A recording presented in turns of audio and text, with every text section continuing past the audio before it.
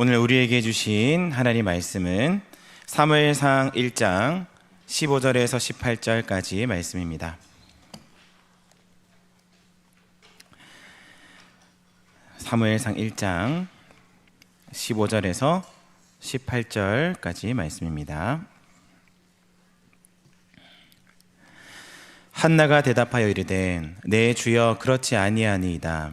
나는 마음이 슬픈 여자라. 포도주나 독주를 마신 것이 아니요 여호와 앞에 내 심정을 통한 것뿐이오니 당신의 여종을 악한 여자로 여기지 마옵소서.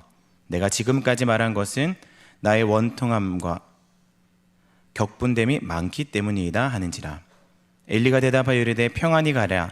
이스라엘의 하나님이 내가 기도하여 구한 것을 허락하시기를 원하노라 하니 이르되 당신의 여종이 당신께 은혜 입기를 원하나이다 하고 가서 먹고 얼굴에 다시는 근심빛이 없더라. 아멘. 여러분 혹시 그 두쫀쿠라고 아십니까? 혹시 먹어보셨습니까? 네, 얼마 전에 지난주에 저희 교회 카페에 이제 품절 대란이 일어났었던 두쫀쿠였었죠. 이제 두바이 쫀득 쿠키를 줄여서 두쫀쿠라고 합니다. 혹시 아직 못 드셔보신 분 계신가요? 처음 들어보시고 하시고. 네. 어느 빵집에 한번 가셔가지고 두쫀쿠 이제 있으시면 한번 맛보시기 바랍니다.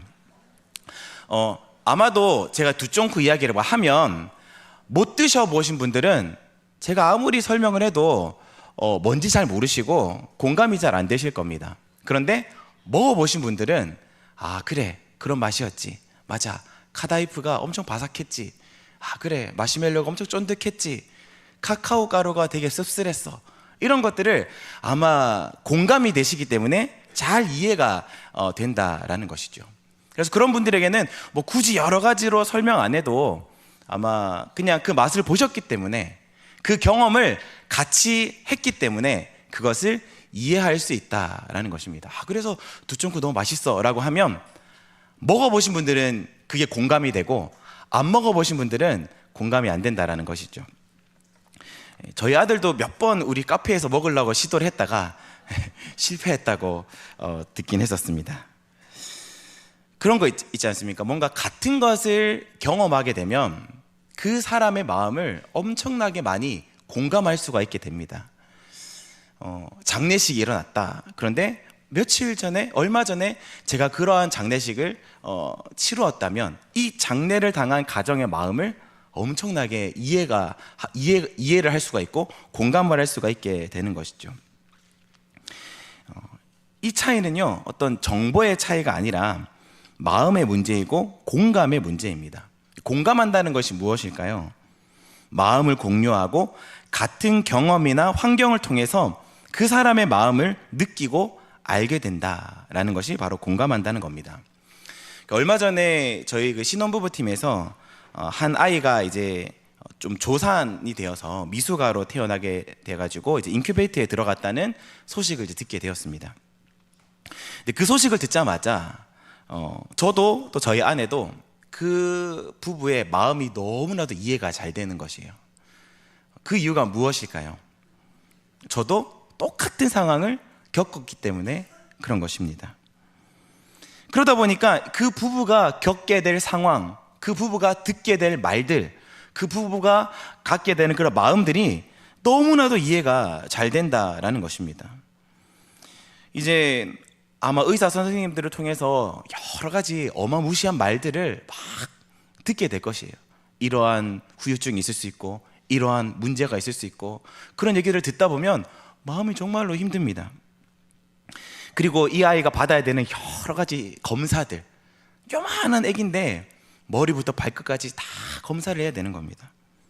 또 그 사랑하는 아이가 태어났는데 보고 싶을 때 못 보고 그 면회 시간 잠깐 있을 때 그때 가서 겨우 잠깐 보고 또 헤어져야 되는 그런 마음들을 이제 겪어야 되고, 그런 상황들을 겪어야 되는 이 부부의 상황을 듣다 보니까 그렇게 많이 공감이 된다라는 것이고, 또 그 상황 속에서 힘들 마음들이 다 이해가 된다라는 것입니다. 왜 그렇습니까? 그 마음을 알게 되고 같은 것을 경험했고 느꼈기 때문에 이해할 수 있다라는 것이죠. 이 원리는 사람과 사람 사이의 관계에서도 그렇지만 하나님과 사람 사이의 관계에서도 그대로 적용이 됩니다. 오늘 본문에 한나라는 여인이 등장하죠. 이 한나는 하나님을 몰랐던 사람이 아닙니다. 기도하지 않았던 사람도 아니고 제사를 드리지 않았던 사람도 아닙니다. 제사를 매년 드리러 갔고 하나님께 매번 기도했던 여인이었습니다. 그런데도 그녀의 인생은 잘 풀리지 않았습니다. 그것도 오랫동안 풀리지 않았습니다. 그 이유가 무엇이었을까요? 오늘 우리는 이 한나의 인생을 따라가면서 하나님과 심정이 통하는 사람이 어떤 사람인지를 한번 살펴보려고 합니다. 이 한나라는 여인은요, 엘가나라고 하는 남자와 결혼을 합니다. 근데 정말로 행복한 가정이었어요. 남편에게 사랑을 많이 받았던 아내였습니다. 본문 곳곳에 보면 이 엘가나가 한나를 아꼈다라는 그런 본문들이 나오는데요. 우리 5절 말씀 한번 보실까요? 우리 5절 말씀을 같이 한번 읽어보겠습니다. 5절 시작. 한나에게는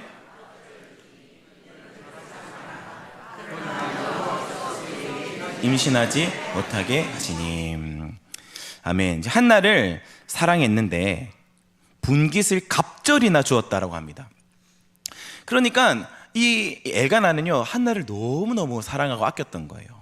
그래서 오랜 시간 동안 이 한나만을 바라보면서 막 이렇게 사랑했던 남자가 이 엘가나였습니다. 근데 이 사랑만으로 해결되지 않는 문제가 있었습니다. 바로 아이의 문제였습니다. 아이가 없었습니다. 처음에는 기다렸을 거예요. 곧 주시겠지. 올해는 주시겠지. 내년이면 상황이 달라지겠지.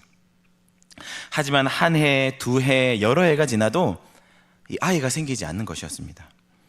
여기서 주목해야 할 것은 한나가 견뎌야 했던 시간이 짧지 않았다라는 것입니다. 길었습니다.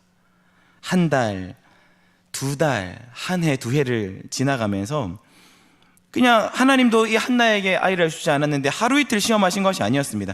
수년, 수개월 동안 침묵하셨던 것입니다.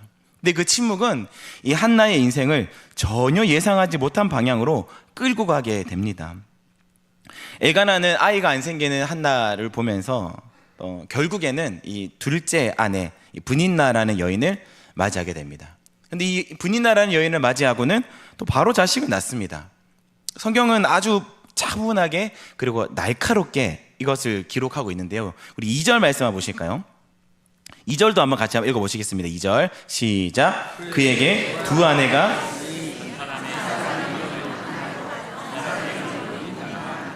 브닌나에게는 자식이 있고 한나에게는 자식이 없었더라. 아멘. 자, 이 문장은요, 단순히 어떤 상황을 설명하는 문장이 아닙니다. 한나의 위치가 바뀌었다는 선언입니다. 처음에 소개할 때는 어떻게 나옵니까? 한나가 먼저 소개됩니다. 한나가. 근데 자식 이야기가 나오고 난 다음에는요, 브닌나가 먼저 나와요. 이제 그들의 가정 가운데서 이 여인의 두 위치가, 우선순위가 바뀌어지게 되었던 겁니다. 사랑을 받았던 본처에서 이제 밀려나는 사람이 되어버린 것이죠. 이것은 어떤 그냥 감정적인 문제가 아니라 존재 자체의 문제였습니다. 왜냐하면 이스라엘 사회에서는 여인이 자녀를 낳지 못한다는 것은 어떤 단순한 개인적인 불행이 아니라 이 가문을 잇지 못하는 사람, 특별하게 이 언약의 계보를 이어가지 못하는 그런 밀려난 존재, 하나님의 축복을 받지 못하고 하나님의 저주를 받은 존재라고 여겨졌기 때문에 그렇습니다. 그래서 아무리 남편의 사랑을 많이 받아도 이 자식이 없으면 아내로 인정받지 못하는 그런 이스라엘의 사회였다라는 것이죠. 한나는 순위에서도 밀려나고 아내로서도 인정받지 못하고 미래도 보이지 않는 인생이 되어버렸습니다. 자, 그런데 여기서 끝이 아닙니다. 안 그래도 힘든데 거기다가 불난집의 부채질까지 당하게 됩니다. 성경은 브닌나를 이렇게 표현합니다. 6절 말씀에 여호와께서 그에게 임신하지 못하게 하심으로 그의 적수인 브닌나가 그를 심히 격분하게 하여 괴롭게 하더라. 적수라고 표현합니다. 적수. 다른 말로 하면 원수죠. 원수. 안 그래도 아이가 없어가지고 서러운데 이 원수가 돼가지고 막 괴롭히는 겁니다. 그것도 하루 이틀이 아닙니다. 7절에 보시면요, 매년 한나가 여호와 집에 올라갈 때마다 남편이 그같이 하매 분인다가 그를 격분시킴으로 울고 먹지 아니하니. 보면 올라갈 때마다 매년 그렇게 했다고 합니다. 제사를 드리러 갈 때마다, 해마다, 때마다, 시마다 하나님 앞에 나아가는 그 자리에서조차 한나를 상처를 받습니다. 그래서 성경은 말합니다. 울고 먹지 못하고 마음이 상하고 원통하고 억울해하고 있는 한나다라는 것이죠. 그래서 여기까지 보면 우리는 자연스럽게 이렇게 결론을 내립니다. 한나가 울고 먹지 못하고 힘들어하는 것은 이 나쁜 이 분인나 때문이네. 얼마나 이 나쁜 X였으면 자식이 없는 여인을 그렇게까지 괴롭게 하다니, 이렇게 생각할 수가 있습니다. 다 분인나 때문이야. 하지만 성경은요, 한나의 인생을 그렇게 단순하게 보지 않습니다. 5절과 6절에 반복해서 나오는 말이 있는데요, 이런 말이 나옵니다. 여호와께서 그에게 임신하지 못하게 하셨으므로. 근데 여러분, 이 말은요 굉장히 불편한 말입니다. 엄청나게 불편한 말인데 성경은 분명하게 말하고 있는 겁니다. 한나의 문제의 출발점이요, 분인나가 아니라, 한나가 지금 울고 먹지도 못하고 괴로워하고 애통하는 그런 상황이 분인나 때문이 아니라 하나님 때문이라고 지금 표현하고 있는 것입니다. 한나는 이 문제를 가지고 해결해 달라고 매년 제사를 드리러 갔는데, 이 문제를 해결해 달라고 하나님께 갔는데 이 문제를 누가 주셨느냐? 하나님이 지금 한나에게 주셨다라고 말씀하고 있는 것입니다. 이 사실을 한나가 깨달았을 때 그의 마음이 어땠을까요? 기도했는데, 예배 드렸는데, 신앙생활 열심히 했는데 하나님이 막고 계셨다니요. 이것을 깨닫는 상황, 하나님이 막고 계셨다고? 하나님이 이렇게 하셨다고? 내 힘든 문제, 내가 이렇게 긴 시간 동안 해결하지 못하고 울부짖었는데도 들어주지 않으신 이 문제를 하나님이 막고 계셨다고? 이것을 깨닫는 순간 이 지점에서 대부분의 사람들은 원망하거나 낙심하거나 하나님과 멀어집니다. 근데 한나는요, 여기서 무너지지 않습니다. 오히려 이 지점이 한나의 인생의 전환점이 되어집니다. 그 이유가 무엇이었을까요? 한나가 성소에서 기도하던 어느 날 엘리 제사장이 그녀를 보고 술 취한 줄 알고 오해합니다. 그래서 한나가 이렇게 얘기하죠. 우리 15절 말씀 같이 한번 읽어보실까요? 우리 15절 말씀 시작. 한나가 대답하여 이르되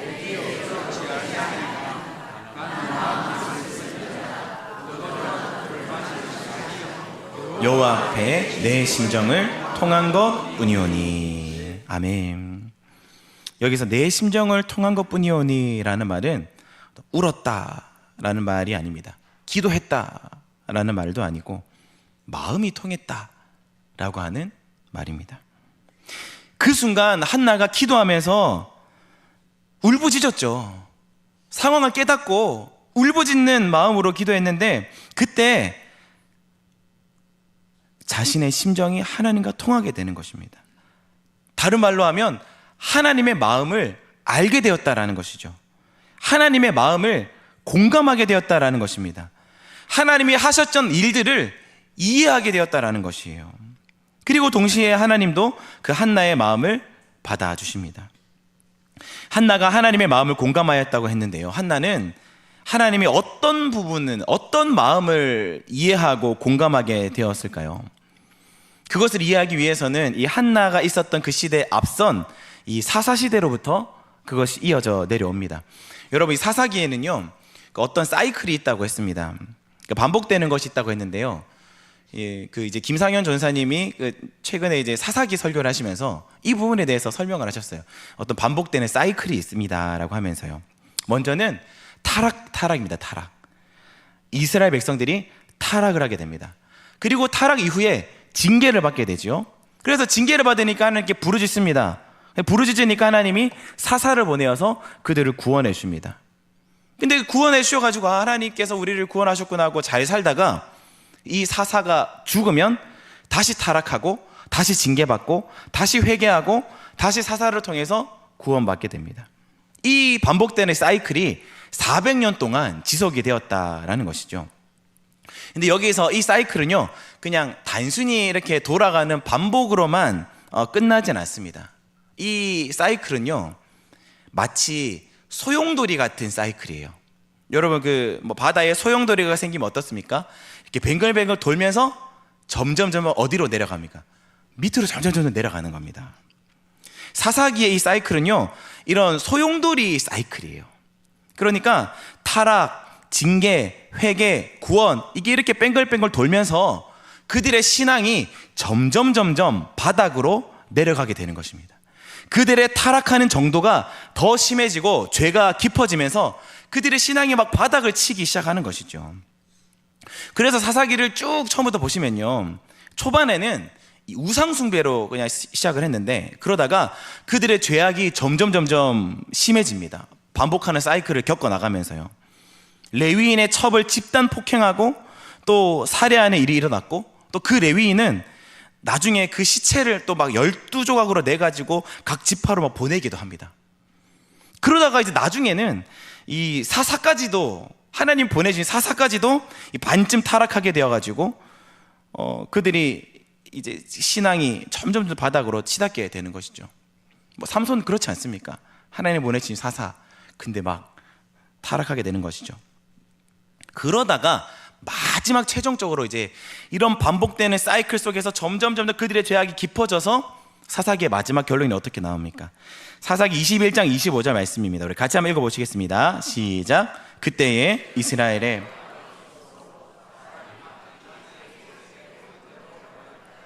아멘.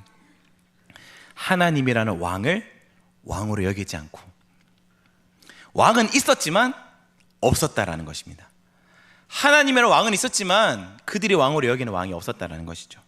그러다 보니까 자기 소견에 옳은 대로 행하는 그런 상황이 지금 이스라엘의 백성이었다라는 것입니다. 진짜 바닥이 되어버렸던 그 상황이 이제 한나의 이야기로 이어지게 되는 것이에요. 그런 상황 속에서 하나님은 이 엘가나라고 하는 가정에 주목하시고 그 중에 한나에게 자식을 주시지 않는 일을 행하시고 계셨다라는 것입니다.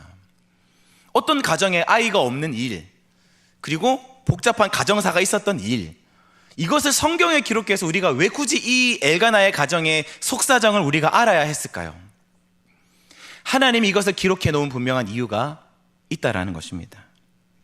하나님이 한나에게 아이를 주지 않는 그 이유가 무엇이었겠습니까? 한나는 아들이 없어서 가슴이 찢어지고, 하나님은 이 바닥으로 쳐내려간 이 신앙의 바닥 속에 있는 이스라엘, 이 이스라엘을 다시 한번 이끌어갈 수 있는 지도자가 없어서 가슴이 찢어졌다라는 것입니다. 하나님은 이 사사시대의 혼란 가운데서 한 사람을 준비하고 계셨습니다. 하나님의 마음을 자식이 없어 고통받는 이 한나가 공감하게 된 것입니다. 기도하다가 하나님의 마음을 깨닫게 되는 것이에요.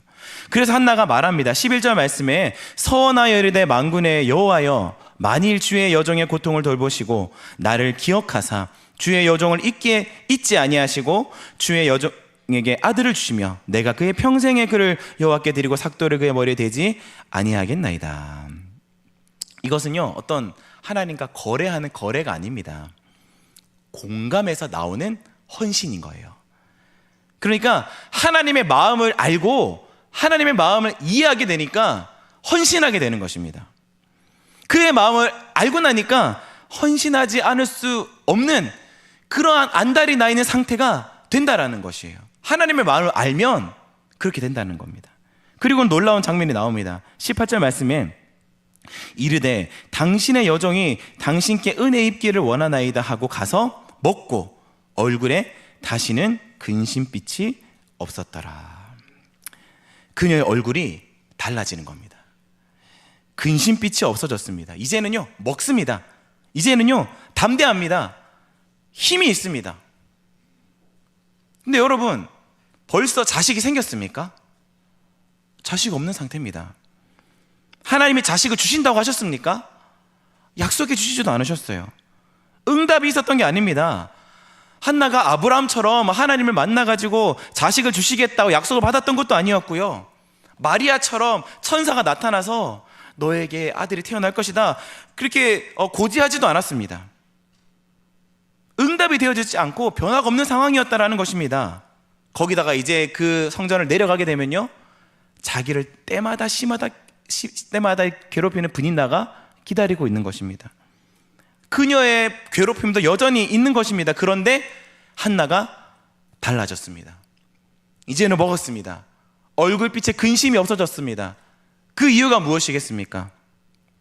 하나님의 마음을 알았기 때문입니다. 하나님의 마음을 이해하게 되었기 때문에 그렇습니다.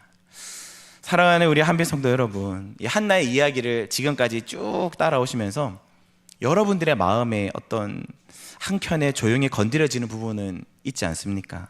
한나는요, 어떤 특별한 사람이 아니었습니다. 선지자도 아니고 지도자도 아니고 처음부터 믿음이 그렇게 대단했던 사람도 아닙니다. 그녀는 그저 이해받지 못한 아픔을 안고 있었던 평범한 한 여인이었습니다. 오늘 살아가는 우리도 그와 같은 평범한 사람들입니다. 거기다가 이 한나처럼 다 가지고 있는 아픔들이, 문제들이, 기도 제목들이 있는 것이에요. 어떤 누구는 막 결과를 내는 것처럼 보이는데 나는 제자리인 것 같고, 누구는 뭔가 쉽게 얻었는데 나는 오래 기다려야 되는 것 같고, 남들은 기도해가지고 막 응답받는데 나는 여전히 막혀있는 영역이 있는 것처럼 보이고, 남들은 몰라도 하나님은 아셔야 될 것 같은데 하나님마저도 침묵하시는 것처럼 느껴질 때, 그럴 때가 있지 않습니까? 어쩌면 우리는 이렇게 말하고 있을지도 모릅니다. 하나님, 왜 저는 안 됩니까? 하나님, 왜 저만 이 문제를 붙들고 살아가야 합니까? 하나님, 제 기도는 듣고 계십니까? 하나도 그런 자리에 있었습니다. 그런데 성경은 그녀의 고통을 틀렸다고 말하지 않습니다. 그의 감정이 잘못되었다고 말하지 않습니다.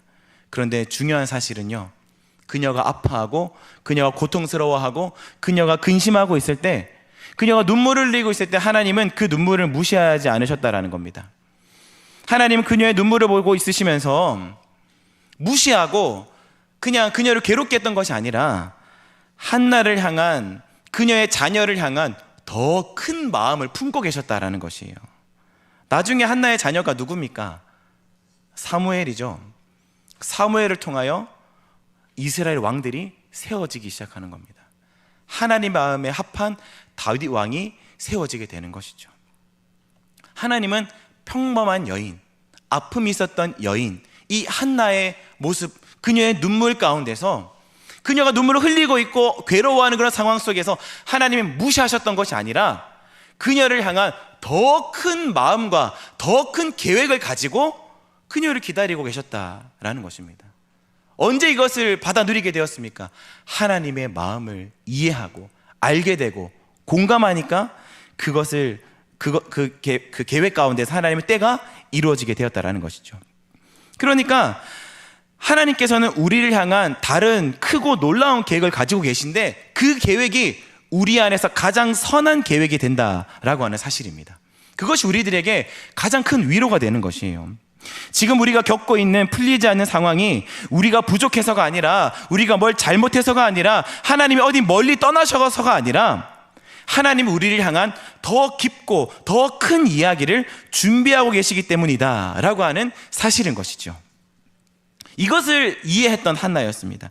이것을 마음에 받아들였던 한나였습니다. 한나가 이렇게 변하게 되었던 그 계기, 하나님과 심정이 통하는 그 자리를 경험했다라는 것이죠.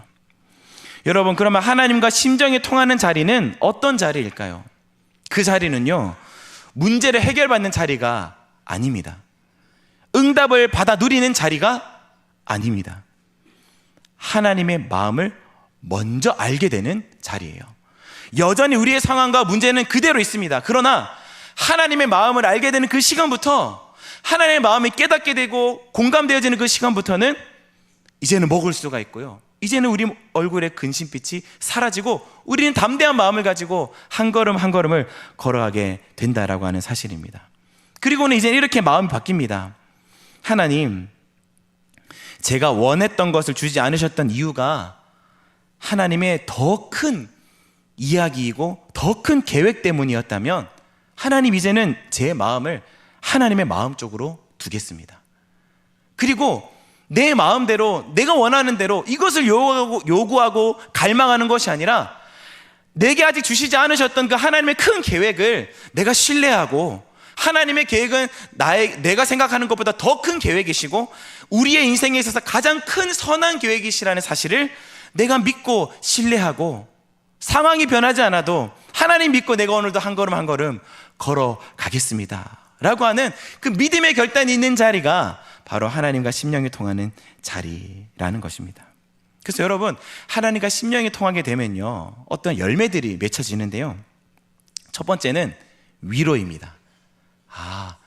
내가 가지고 있는 문제들, 어려움들, 하나님의 큰 계획이 있었구나, 그것이 있기 때문이었구나.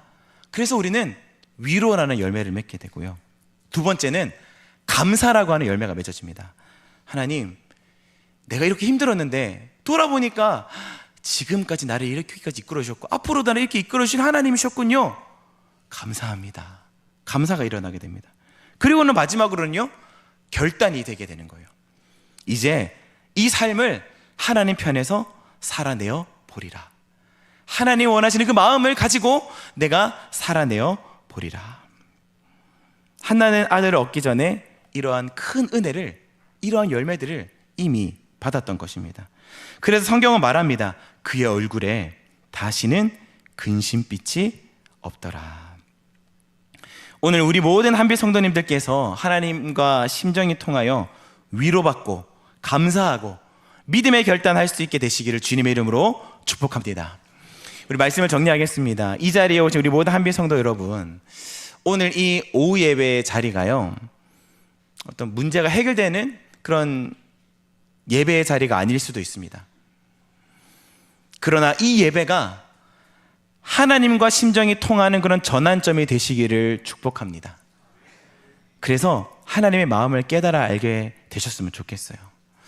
하나님께서 여러분들을 향하신 놀라운 계획, 여러분들을 향한 하나님의 마음은 어떤 마음이실까요?